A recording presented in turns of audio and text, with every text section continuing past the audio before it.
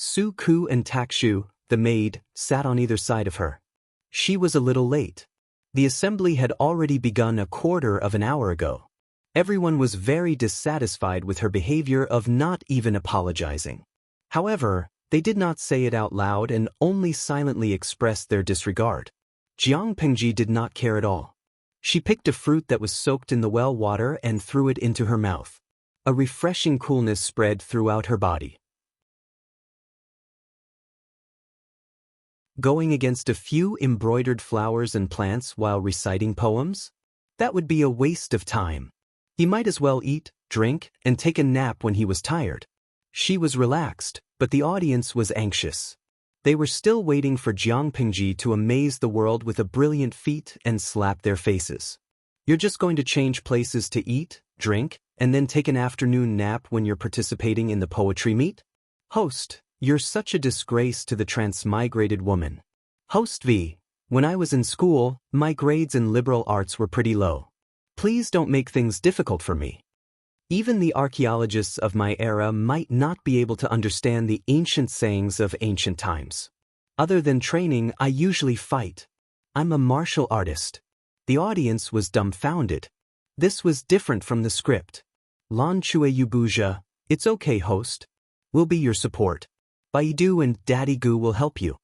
Sorceress Afeng, left hand is the Tang dynasty's third wave, right hand is the Song dynasty's Yuan Chu. Above you, you have Li Bai's support. Below you, you have Du Gong's support. Host, you're a great person standing on the shoulders of the giants of poetry and literature. Even if they're dwarves, you can beat them in seconds. You were just licking the screen half a minute ago, and now you're turning against me after licking the screen? Jiang Pengji was speechless as she read the comments. Turning against them was as easy as flipping a book. Misha Warrior Ayuan, my mouse is already on the Baidu search interface. I'll search for all the poems you want. Jiang Pengji began to reflect upon herself as she looked at the audience who were not afraid of making things worse. Had she been too quiet these past few days? How could she make the audience forget about her previous brutality?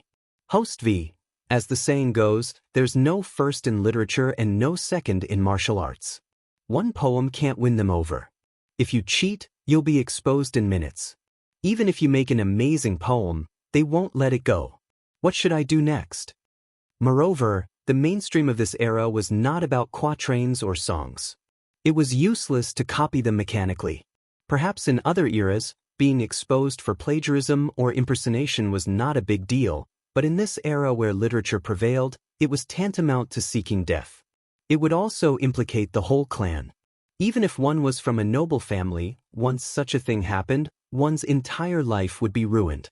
Since it was so clear, the audience who had been following the stream for the past few days became much more clear-headed and stopped making a fuss. Sigh, it was so boring without a poem segment. They'd better continue licking the screen in silence. Jiang Pengji did not have the time to celebrate the rare moment of peace. She heard someone call her name and subconsciously turned her head to look. What's the matter? The other party choked. Anyone who was not blind could see how absent-minded Jiang Pingji was just now. Due to the chaos of the 16 kingdoms and the unification of the Xia kingdom, women were not restricted to the boudoir. Even now, the 5 kingdoms were divided into Xia, and the social atmosphere was biased towards men's rights. Women were slowly restrained by various rules, but for now, it was not too strict. A gathering like this was basically equivalent to a blind date for young men and women of the right age. These Langjuns, even if they were not interested in the noble lady next door, still wanted to show their best side, like a peacock spreading its tail. Just when they were trying their best to show off their talents, a traitor appeared in the middle of the crowd. She looked like she was not interested. Wasn't she looking for trouble? When the Longjuan's face was about to turn red, the audience who were watching the gathering reminded Jiang Pingji on the bullet screen. She then looked slow and said, "I'm not good at poetry. I'm afraid I'm going to spoil everyone's mood." She rejected me so directly? The atmosphere was slightly awkward. At that moment, a clear voice came from the side, like pearls falling on a jade plate. There was a hint of a smile in the voice. Lanting is really mischievous. If it wasn't for the gathering, it would be extremely difficult to see you. Feng Jin walked out from under the pear tree. His skin was like snow, his face was like jade, and his eyes were like dots of paint. His phoenix eyes were long and narrow, and the ends of his eyes were slightly raised. He was not old, but his charm was already beginning to form. Compared to Feng Jin's charm, which attracted the attention of the people when he appeared, Jiang Pingji's performance was too uncooperative. "Why are you still in Hejin County?" Everyone was speechless. She just came to the gathering, and you want to kick her out of Hejin County with just one sentence? Feng Jin did not show any anger towards Jiang Pingji's disdain. Instead, he asked the servant to place a seat next to her. He joked, "Lanting's heartless words are really hurtful." Jiang Pingji snorted. "Before saying those words, first clean up the perfume on your body. Let me give you a word of advice. You're young and refined." Feng Jin was stunned for a moment. He understood the meaning behind her words. His pale cheeks suddenly turned red, and he almost lost his composure. You're tuning in to the Wang Lin's Journey YouTube channel. Don't forget to subscribe and join us on this journey to catch the most captivating stories.